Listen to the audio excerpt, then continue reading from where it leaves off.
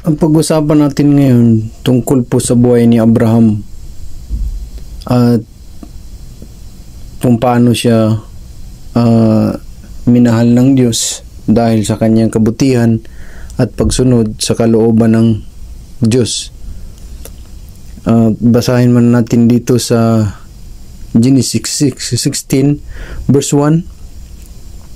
Si Sarah nga na asawa ni Abraham ay hindi nagkaanak sa kanya. Abram muna ang tawag ni yung tunay na pangalan niya noon, Abram. At naging Abraham lang siya dahil sa pinagpala siya ng Diyos, pinalitan ang kanyang pangalan na Abraham. Pero nung una ay nung pinanganak siya ay Abraham ay Abram lang talaga ang pangalan niya, pinangalan niya sa kanyang magulang. At tuloy natin. At siya'y may isang alilang babae na taga-Ehipto na nagngangalang Agar. At sinabi ni Sarai yung pangalan ni Sarah noong hindi pa sila pinagpala ng Diyos. Sarai din siya. Nung pinagpala na sila ng Diyos, ang pangalanan niya ay Sarah. Tuloy muna natin. At sinabi ni Sarai kay Abram, narito ngayon ako'y hinadlangan ng Panginoon na ako'y magkaanak. Ipinamanhi ko sa iyong sumiping ka sa aking alilang babae, marahil ay magkaanak ako sa pamamagitan niya. At dininig ni Abraham ang sabi ni Sarah. Ang sabi ni Sarah na ako ay matanda na at hinadlangan ng Diyos ang aking bahay bata na hindi ako magkaanak, kaya mayroon akong alila, sumiping ka sa kanya para ako'y magkaanak ng dahil sa kanya. Dahil si Sarah ay mayroon siyang alila. At kinuha ni Sarah na asawa ni Abraham si Agar na taga-Ehipto. Agar yung pangalan, yung alila ni Sarah na kanyang alila. Pagkaraan ng 10 taon na makatahan si Abraham sa lupain ng Kanaan at ibinigay kay Abraham na kanyang asawa upang maging asawa niya. At siya'y sumiping kay Agar at naglihi. At nang makita niyang siya'y naglihi, ay niwalang halaga niya ang kanyang Panginoong babae sa kanyang paningin. Si Agar daw ay naglihi na nung binigay na niya na maging asawa ni Abraham. At ngayon, niwalang halaga na ni Agar si Sarah na yung asawa niya. Dahil nga, siyempre asawa na siya ni Abraham. Noon kasi alila pa lang siya, ngayon ay asawa na siya ni Abraham dahil may anak na sila ni Abraham. Sa verse 5, at sinabi ni Sarai kay Abraham, ang aking pagkaapi ay sumaiyo. Idinulot ko ang aking alila sa iyong sinapupunan, at nang makita niyang siya'y naglihi ay niwalan akong kabuluhan sa kanyang paningin. Ang Panginoon ang humatol sa akin at sa iyo. Sa verse 6, datapot sinabi ni Abraham kay Sarah, narito ang iyong alila ay nasa iyong kamay. Gawin mo sa kanya ang iyong minamagaling sa iyong paningin. At dinuwagi siya ni Sarai at si Agar ay tumakas mula sa kanyang harap. At nasumpungan siya ng anghel ng Panginoon sa tabi ng isang bukal ng tubig sa ilang, sa bukal na nasa daang patungo sa Susor.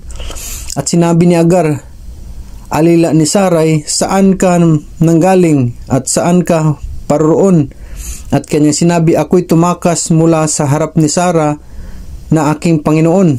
At sinabi sa kanya ng anghel ng Panginoon, magbalik ka sa iyong Panginoon at pahinuhod ka sa kanyang mga kamay.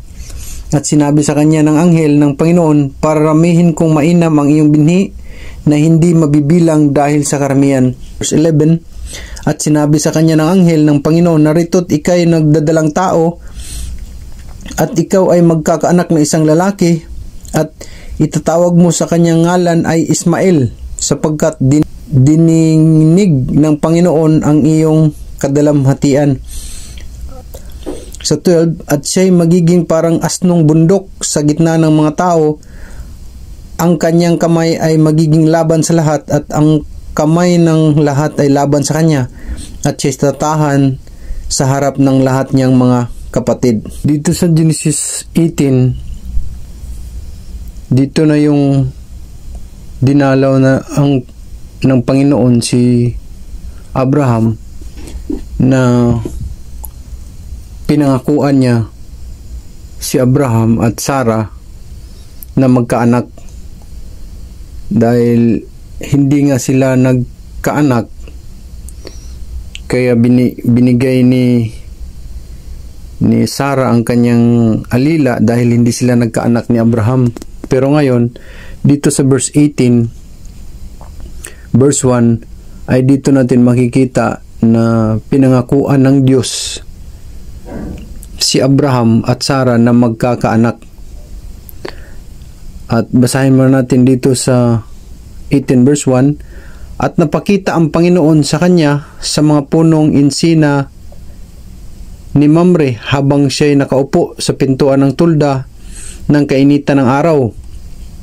At itiningin ang kanyang mga mata at nagmalas, at narito't 3 lalaki ay nakatayo sa tabi niya, at pagkakita niya sa kanila ay tinakbo niya upang sila'y salubungin mula sa pintuan ng tulda, at yumukod siya sa lupa.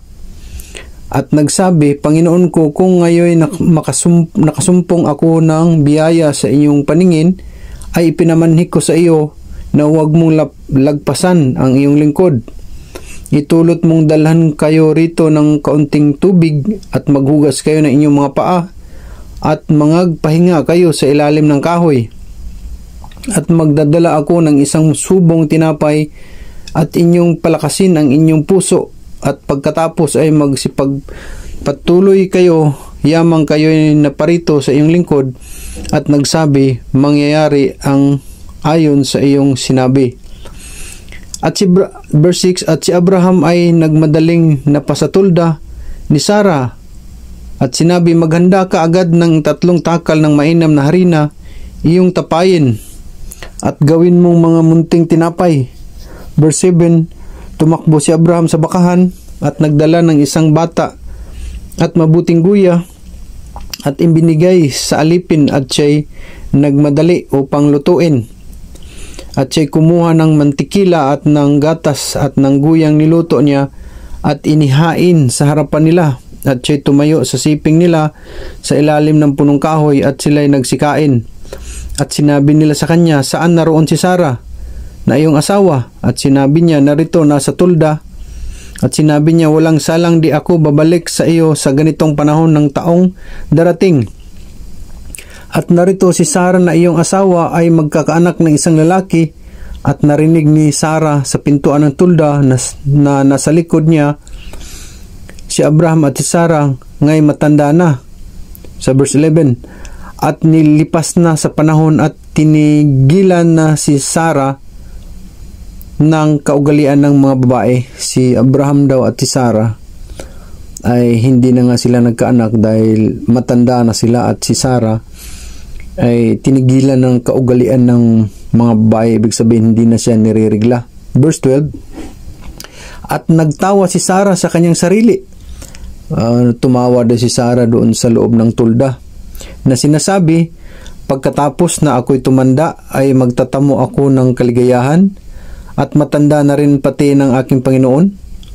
Na sabi ni Sarah sa kanyang isip na ako'y matanda na, tapos magkaroon pa ako ng kaligayahan, pati ang aking Panginoon na si Abraham ay matanda na rin. Verse 13, at sinabi ng Panginoon kay Abraham, bakit tumawa si Sarah? Na sinasabi, tunay kayang ako'y manganak na matanda na. At verse 14, may anumang bagay kayang napakahirap sa Panginoon? Sabi ng anghel, sa tadhanang panahon ay babalik ako sa iyo sa taong darating, at si Sarah ay magkakaanak ng isang lalaki. Verse 15, na magkagayon nagkaila si Sarah, na sinasabi, hindi ako tumawa, sapagkat siya'y natakot, ngunit sinabi niya, hindi gayon, kundi ikaw ay tumawa. At nagtindig doon ang mga lalaki, at nangagsitingin sa dakong Sodoma, at sinamahan sila ni Abraham upang ihatid sila sa daan. Tuloy natin dito sa 21 verse 1. At dito na yung lumipas na yung 1 taon. Hindi na natin muna basahin yung kung ano nangyari sa 1 taon, dahil ang topic mo natin ay tungkol lang po kay Abraham. Genesis 21 verse 1, at dumalaw ang Panginoon kay Sarah ayon sa sinabi niya at ginawa ng Panginoon kay Sarah ang ayon sa kanyang sinalita. Bumalik na yung anghel kay Sarah upang dalawin pagdating ng 1 taon. Verse 2, at si Sarah ay naglihi at nagkaanak ng isang lalaki kay Abraham sa kanyang katandaan, sa tadhanang panahong sinabi ng Diyos sa kanya. Verse 3, at tinawag na Isaac ni Abraham ang ngalan ng kanyang anak na ipinanganak sa kanya na siyang ipinanganak ni Sarah. Verse 4, at tinuli ni Abraham si Isaac na magkaroon ng 8 araw gaya ng inutos ng Diyos sa kanya. Verse 5, at si Abraham ay may 100 taon nang sa kanya'y ipinanganak si Isaac na kanyang anak, na 100 years na ang edad ni Abraham nang pinanganak niya si Isaac. Verse 6, at sinabi ni Sarah, pinatawa ako ng Diyos, sinumang makarinig ay makikitawa. Verse 7, at sinabi niya, sinong makapagsabi kay Abraham na si Sarah ay magpapasuso ng anak, sapagkat ako'y nagkaanak sa kanya ng isang lalaki sa kanyang katandaan. Pagtatawanan ako nito dahil ako'y magpasuso ng bata na ako'y matanda na. At sa 8, at lumaki ang sanggol at inihiwalay sa suso, at nagpiging ng malaki si Abraham ng araw na ihiwalay sa suso si Isaac. Verse 9, at nakita ni Sarah ang anak ni Agar na taga-Ehipto na ito'y nagkaanak kay Abraham na tumayo sa kanya. Verse 9, kaya't sinabi niya kay Abraham, palayasin mo ang aliping ito at ang kanyang anak, sapagkat hindi magmamana ang anak ng aliping ito na kahati ng aking anak sa makatuwid bagay ni Isaac. Sa 11, at ang bagay na ito ay naging lubhang mabigat sa paningin ni Abraham dahil sa kanyang anak. Naisip ni Abraham na napakasakit naman itong gagawin ko, na palayasin ko itong anak ko rin to eh. Verse 12, at sinabi ng Diyos kay Abraham, huwag mong mabigatin ito sa iyong paningin dahil sa iyong alipin. Sa lahat na sabihin sa iyo ni Sarah ay makinig ka sa kanyang tinig, sapagkat kay Isaac tatawagin ang iyong lahi. Nalungkot si Abraham ay kinausap siya ng Diyos, na sabi ng Diyos na huwag mong mabigatin ang iyong. Sa verse 13, at ang anak din naman ng alipin ay gagawin kong isang bansa, sapagkat siya'y anak mo. Nangako rin ang Diyos sa alipin na gagawin din siyang isang bansa dahil anak din siya ni Abraham. At verse 14, at nagbangong maaga sa kinaumagahan si Abraham at kumuha ng tinapay at ng isang bangang balat ng tubig at ibinigay kay Agar na ipinatong sa kanyang balikat, at ang bata at siya'y ay pinagpagpaalam at siya'y nagpaalam at nagala sa ilang Berseba. Sa verse 15, at naubos ang tubig sa bangang balat at kanyang inilapag ang bata sa ilalim ng isa sa mababang punong kahoy. Verse 16, at yumaon at naupo sa tapat niya na ang layo ay isang hilagpos ng pana, sapagkat sinabi niya, huwag kong makita ang kamatayan ng bata, at naupo sa tapat at naghihiyaw at umiiyak. Na naubos na yung tubig na kanilang dala. At ngayon sa Ehipto kasi, doon kasi sa lugar nila ay disyerto, walang tubig dahil puro buhangin sa disyerto. Kaya ngayon nauuhaw na sila at wala na silang tubig, siguro wala na rin silang pagkain. Iniwan ni Agar ang bata at lumayo siya dahil ayaw niyang makitang mamatay. Sumisigaw siya sa iyak na wala na talaga siyang magagawa. Sa verse 17, at narinig ng Diyos ang tinig ng bata, at tinawag ng anghel ng Diyos si Agar mula sa langit, at sa kanya sinabi, naano ka Agar? Tinanong niya si Agar, naano ka Agar? Bakit ka umiiyak? Huwag kang matakot, sapagkat narinig ng Diyos ang tinig ng bata sa kanyang kinalalagyan. Verse 18, magtindig ka, iyong itayo ang bata at alalayan mo siya ng iyong kamay, sapagkat siya'y gagawin kong isang bansang malaki. Ang sabi niya, tumayo ka at puntahan mo yung bata. At kunin mo sa kanyang kinalagyan dahil siya ay gagawin kong isang malaking bansa. Verse 19, at idinilat ng Diyos ang kanyang mga mata, at siya'y nakakita ng isang balon ng tubig, at naparoon at pinuno ng tubig ang bangang balat at pinainom ang bata. Ganun kahimala ang ginawa ng Diyos kay Agar, na disyerto yun, walang tubig, wala kang makikita ang tubig. Pero lugar na ito sa Saudi, na nandun pa yung bato kung saan pumutok yung tubig, lumabas yung tubig sa bato para lang makainom si Agar. Hanggang ngayon ay narinig ko pa itong balitang ito na nandoon pa rin ang bato hanggang ngayon. At nanahan siya sa ilang ng paran, at ikinuha siya ng kanyang ina ng asawa sa lupain ng Ehipto, at doon sila nanirahan sa Ehipto, at kinuhanan siya ng kanyang ina ng magiging asawa niya. Ganun ang buhay ni Abraham. Bago sila nagkaanak ni Sarah, ay nagkaanak muna sila ni Agar na alipin ni Sarah, dahil ito'y kagustuhan ni Sarah. Dahil hindi nga siya magkaanak, dahil sinarahan ng Panginoon ang kanyang bahay bata simula ng dalaga pa siya hanggang tumanda, hindi siya nagkaanak. Kaya ang gusto ni Sarah na magkaanak sila, kaya sabi ni Sarah na buntisan mo yung alipin ko para magkaanak ako ng dahil sa babaeng ito. Ngunit ito'y kagustuhan lang ni Sarah. Kaya pumayag si Abraham sa gusto ni Sarah para magkaanak din sila, dahil siyempre marami silang kayamanan, walang susunod sa kayamanan nila. Pero ang Diyos kasi tumitingin sa puso't isipan ni Abraham kung gaano ka-faithful si Abraham sa Diyos. Kaya pinagpala siya ng Diyos at sinagot ang kanilang kahilingan na magkaanak sila ni Sarah. At yun nga, walang imposible sa Diyos, dahil makapangyarihan ng Diyos. Kahit matanda na sila, ay nagkaanak pa rin si Sarah para sa kanilang kayamanan. Dito naman sa Genesis 22 verse 1, dito naman ngayon ang pagsubok ni Abraham. Sinubukan siya ng Diyos kung gaano talaga katibay ni Abraham sa pagmamahal niya sa Diyos. Minahal siya ng Diyos dahil sa kanyang pagtupad at pagsunod sa kalooban ng Diyos.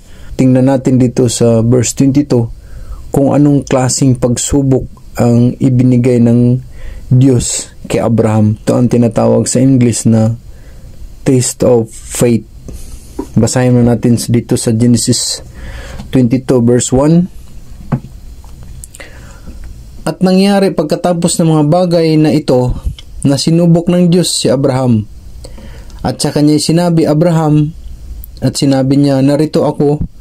Verse 2, at kanyang sinabi, kunin mo ngayon ang iyong anak, ang iyong bugtong na anak na si Isaac, na iyong minamahal, at pumaroon ka sa lupain ng Moria, at ihain mo siya roong handog na susunugin sa ibabaw ng isa sa mga bundok na aking sasabihin sa iyo. Itong pagsubok ni Abraham ay walang katulad sa buong mundo. Napakatinding pagsubok na binigay ng Diyos sa kanya. Sariling anak ni Abraham na matagal na niyang pinangarap at dinadalangin sa Panginoon na magkaroon sila ng anak. Ngunit ngayon ay sinabi ng Diyos na ihandog mo ang iyong anak, susunugin mo siya sa bundok kung saan ko sasabihin sa iyo, at ikaw mismo ang papatay sa kanya. At verse 3, patuloy natin, at si Abraham ay bumangong maaga at inihanda ang kanyang asno at ipinagsama ang dalawa sa kanyang mga alila at si Isaac na kanyang anak, at sibak ng kahoy para sa haing susunugin at bumangon at naparoon sa dakong sinabi sa kanya ng Diyos. Sa panahon kasi nila ni Abraham, maghahandog sila ng handog na sunugin sa Diyos, mga hayop. Ihahandog nila yan, susunugin nila yan doon sa gagawa sila ng mga parang altar na mga bato at lagyan nila ng kahoy at ipatong nila doon sa ibabaw yung karnero kadalasan talaga ang handog nila dahil ito ay kagustuhan ng Diyos at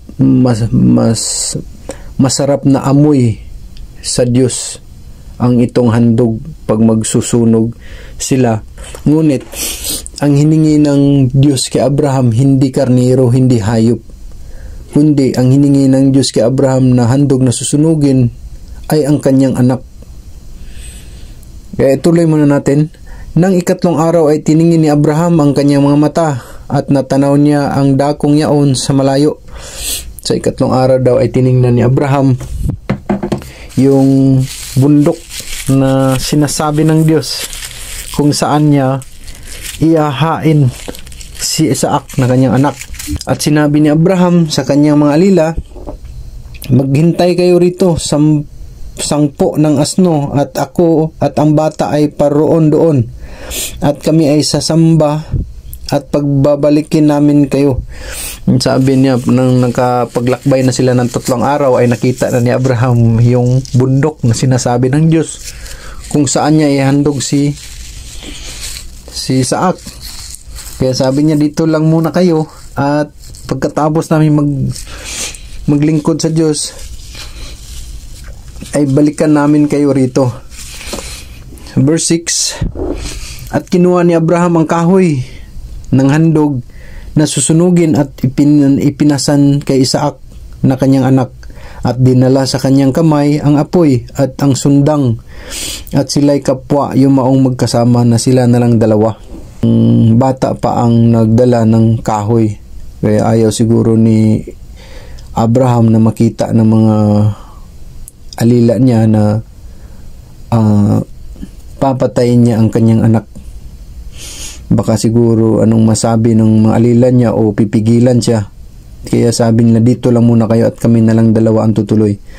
11, at nagsalita si Isaac kay Abraham na kanyang ama na sinasabi, ama ko. At kanyang sinabi, narito ako, anak ko. At sinabi, narito ang apoy at ang kahoy, ngunit saan naroon ang korderong pinakahandog na susunugin? Ang bata pala hindi niya alam na siya ang ihahandog, siya ang kakatayin. Kaya nagtanong ang bata, nandito daw yung ama ko, nandito yung apoy, nandito yung kahoy, ngunit saan naroon ang korderong pinakahandog na susunugin? Itong tanong ito sa bata ay napakasakit pakinggan o napakasakit sa pakiramdam ni Abraham dahil hindi niya masabi na ikaw ang aking ihahandog doon, ikaw ang aking papatayin. Itong test of faith na ito ang pinaka masakit talaga kung sa ating titingnan sa sitwasyon ni Abraham dahil sarili niyang anak to. Walang ama na ang papatay sa sariling anak, lalo pat matagal mo nang pinangarap na magkaroon ka ng anak. Kaya dito sa pagsubok ni Abraham na ito ay napakatindi talaga ang kanyang paniniwala sa Diyos, na kahit gaano kasakit, gaano kahirap na gawin ang mga bagay na ito, pero tuloy muna natin sa verse 8. At sinabi ni Abraham, Diyos ang maghahanda ng korderong pinakahandog na susunugin, anak ko. Ano pat sila'y kapwa yumaong magkasama. At sinagot niya ang bata na Diyos ang magbibigay ng pinakahandog, anak ko, na sa korderong susunugin. Verse 9, at sila'y dumating sa dakong sa kanya'y sinabi ng Diyos, at nagtayo si Abraham doon ng isang dambana at inayos ang kahoy at tinalian si Isaac na kanyang anak at inilagay sa ibabaw ng dambana, sa ibabaw ng kahoy. Tinalian na niya yung bata, at saka grabe no, yung bata rin, hindi man lang din siya naglikramo, hindi man lang siya umiyak o sumigaw o nagtanong.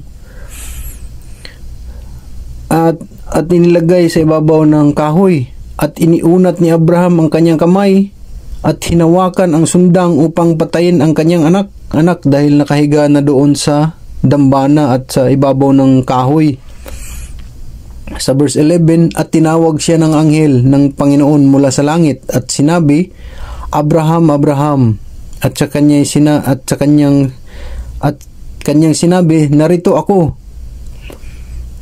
Sa verse 12, at sa kanya sinabi, huwag mong buhatin ng iyong kamay sa bata o gawan man siya ng anuman, sapagkat talastas ko ngayon na ikaw ay natatakot sa Diyos sa paraang hindi mo itinanggi sa akin ang iyong anak, ang iyong bugtong na anak. Verse 13, at itiningin ni Abraham ang kanyang mga mata at nagmalas, at narito ang isang tupang lalaki sa dakong likuran niya na huli sa dawag sa kanyang mga sungay. At pumaroon si Abraham at kinuha ang tupa at siyang inihandog na susunugin na inihalilis sa kanyang anak. Grabe talaga. Papatay na sana ni Abraham, saksakin na sana talaga niya yung kanyang anak sa liig para mamatay dahil nga siya ang ihandog, ngunit tinawag siya ng anghel ng Panginoon. Huwag mong saktan yung bata, huwag mong pagbuhatan ng iyong kamay. At ang sabi ng anghel, narito talastas ko ngayon na ikaw ay natatakot sa Diyos. Ay isang test of faith talaga, kung takot ba talaga si Abraham sa Diyos o susunod ba talaga sa Diyos. Dahil ngayon nakita na talaga ng Diyos kung gaano katibay ni Abraham sa pagsunod sa Diyos, dahil sarili niyang anak kaya niyang patayin para lang sa pagsunod niya sa Diyos. Grabe talaga, napakatinding paniniwala ni Abraham, at walang ganitong paniniwala sa buong mundo. Ang pinakamatindi kasing pagsubok sa Biblia, sa buong Biblia, Abraham. Siya ang napakatibay ng kanyang ng kalooban na pagsunod sa ating Diyos, at siya ang pinaka mahirap na pagsubok na binigay ng Diyos.